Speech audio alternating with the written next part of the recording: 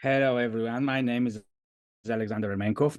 I'm a ruling reality coach, and today I'm continuing my series, Ruling Reality as Alex. And I would like to speak about a very important topic today that is constantly working and transforming my personal experience, my personal life, and it has been a guiding light for me from 17-year-old person till now. Now I'm more than 50 years, so more than 30 years, I have been involved into realizing what is the objective reality and how I am in a total connection with it, and why my focus should always be not on what is important for me only, but also on the objective reality.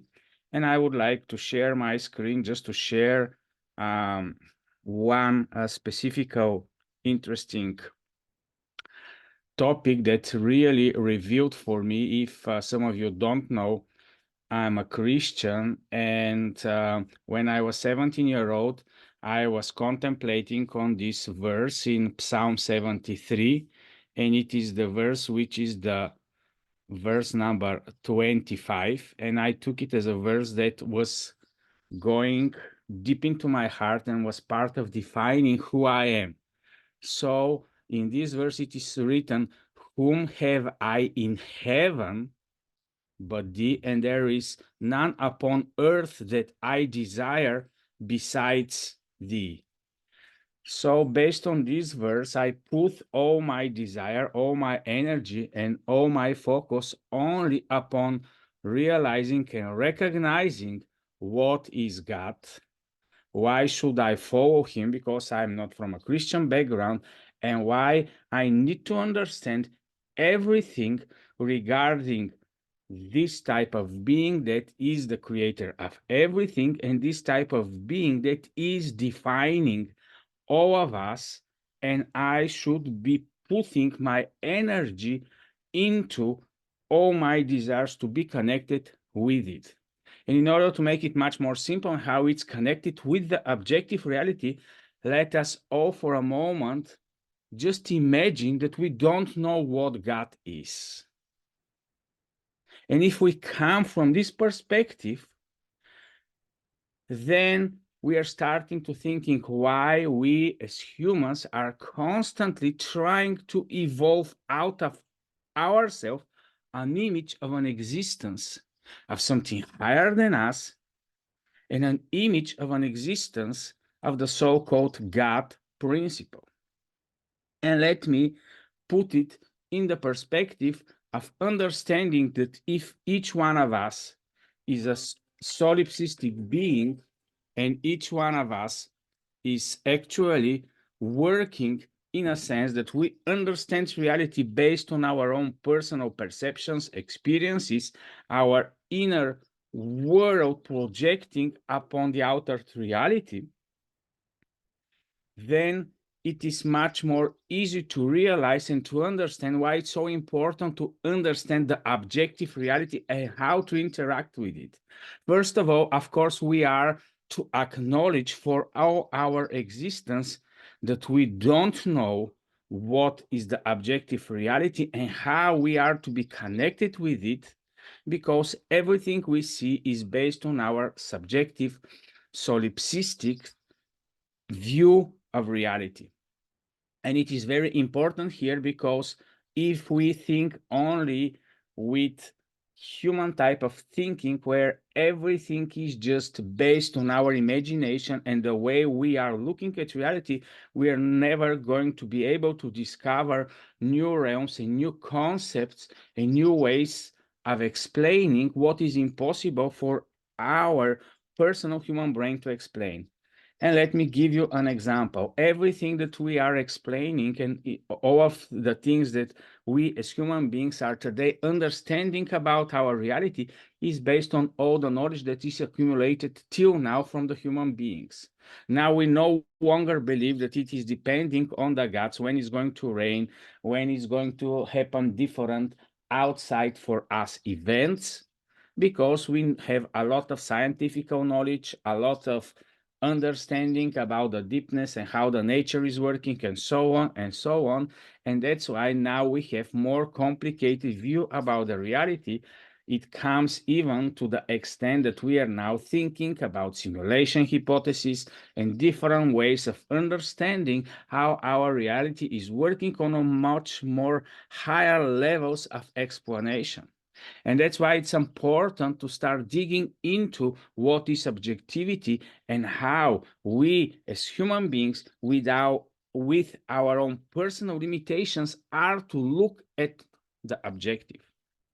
And why objectiveness is so important in relation to our own personal subjectiveness. And for more than 30 years, this was a crucial point for understanding the reality. And for me, these are some of the principles. The outer reality allows, for me personally, some things to happen. And when they happen and when they manifest in the outer objective holographic reality that is there for all the human beings, I am really enjoying it, and I'm really honored and grateful that some things are imprinted or are going to be lasting into this objective holographic reality because of my personal subjective quantum collapsing of it. But for me, it is important always my focus not to be upon myself, not to be upon my own personal world, but upon what the objectivity of this reality is. And when I was working with this verse in my own personal understanding, how am I to constantly be into a desire towards God? And now let's substitute the word God with the ultimate objectivity, with the ultimate absolute, because if there are, let's say, 8 billion human beings, if there are so many other beings seen and unseen, each one of them is individualized part of the whole. And who is more easily to represent the whole than the so-called objective existence of a creator that we all imagine that there is no possibility not to exist. So if there is a God, all of us know that it should be so objective, so non-biased, and in a sense, above everything that subjectivity is creating into this existence. And this is type of a being that is to holding the objectivity to be working in such a way that not any of the subjective reality beings is able to transform or to project reality into such an extent that it is to be a dominant creature upon all the reality. And this is also one of the principles of the love. Love is not a magic word that all of us are just working with it, but it is an existence word. Without love, there is no space. Without space, there is no individualization. Without each of us recognizing and respecting and giving space for each other, none of us can exist. And if none of us exists, objectivity is not possible to exist, and so on and so on. That's why, for me, the focus on the objective is so important. And of course, then there are a lot of traps. There are a lot of reasons why we want to be stuck to our subjectivity and to project and to defend and to conquer into the objective reality and put into existence our subjectiveness or subjectiveness. But is this the way forward, and why a more defining, a more fruitful being is the being that recognizes that it is subjective being, it has a purpose, it has a meaning, but in the contracts of the objective reality. And this is part of how we rule reality, by understanding the external objective and even the invisible objective. And let me give you some example. If we just stay in the thinking that we are living in a level plane of existence, we are not going to understand reality. And this is why we cannot understand God, because God is not an individualized type of concept, but it is a wholeness concept, it is a gathering concept, it is an objective concept that is embracing the whole, and that is governing the whole, and that has given an existence and is supporting the individualization.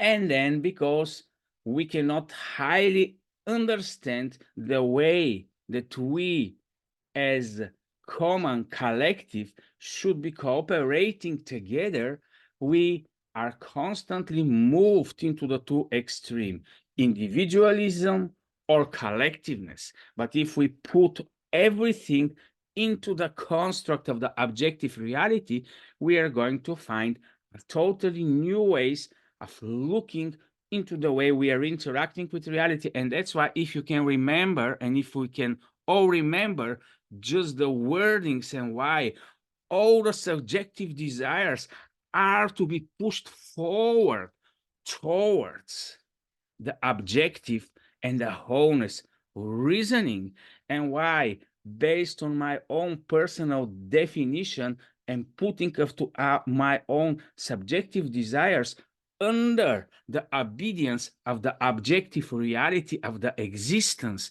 of a creator we call God, is so important.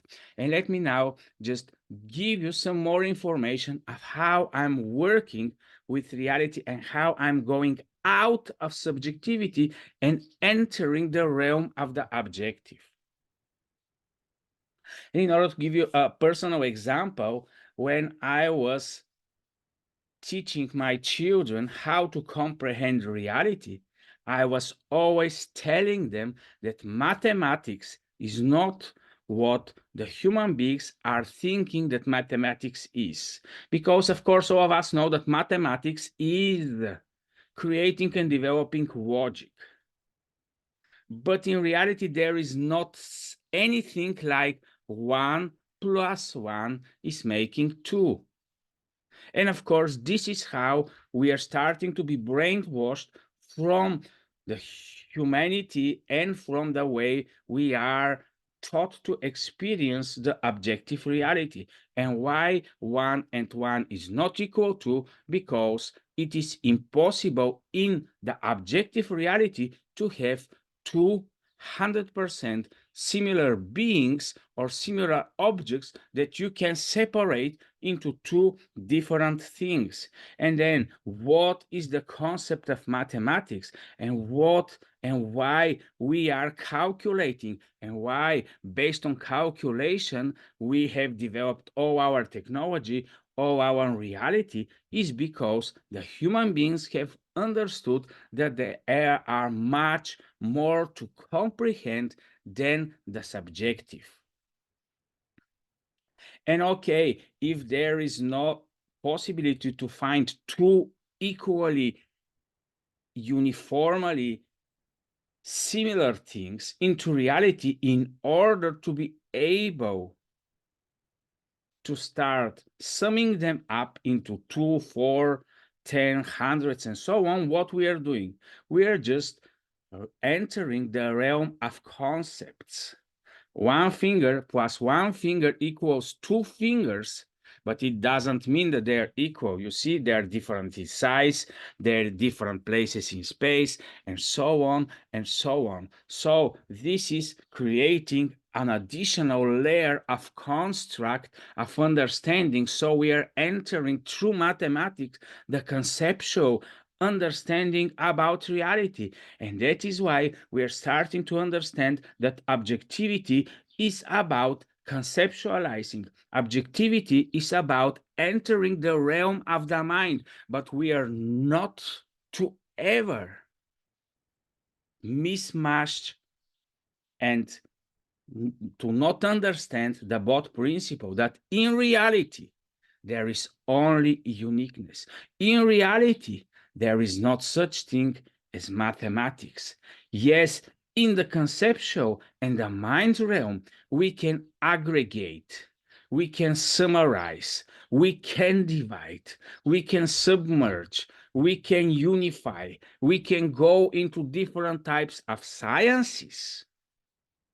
But in the actual physical matter reality that is in a constant interaction with the non-physical and with the conceptual, there is not such thing as a linkage and bondage which is to 100% equalize it towards summarizing based on equals. So if there is not anything generic, if there is not anything equal, if everything is particular and everything is subjective and everything is unique in the objective reality, why and how is it possible for this reality to be objective? It is based on this conceptualized and summarized principle, and this is where a new level of understanding is coming for the human beings. If you don't know, one of the biggest power of the human brain and the human being is that we can act as one in unity in large numbers. 1 million of us can make a single decision. Billions of us can have the same goal. So what is this? How is this connected with the objectivity? It is connected based on one of our abilities to enter and to be multidimensional creatures and to exist in one of more realms. So what is happening in the realm of the mind? And how is the mind subjective and objective in the same time, and how to use these forces that are connected and that are in constant interaction between the subjective and the objective in the different realms of reality, and why this is interconnected and why this is so important for understanding it. So for me, this is a very strong and big topic, and it is important to long-term understanding and to long-term work towards it. So for now, just remember that subjective and objective are two very important parts of understanding reality, and we are to always strive towards understanding the objective reality and how we are to interact with it based on the developing of our subjectivity. And long term, I'm going to go more into details and understanding of the subjective and how to work with it. Of course, it is a complex. Of course, I enjoy complexity. And of course, I'm putting all my focus, all my subjective energy towards interacting and understanding the objective. And for me, these are very important principles. So long term, just follow me for more knowledge, because I would like to expand further of how the human being is entering from level to the next level, to the next level into this reality understanding. So thank you for watching. Enjoy your reality. Just focus on understanding that there is an existence beyond ourselves, and that there is so much fun and so much joy into understanding the objective.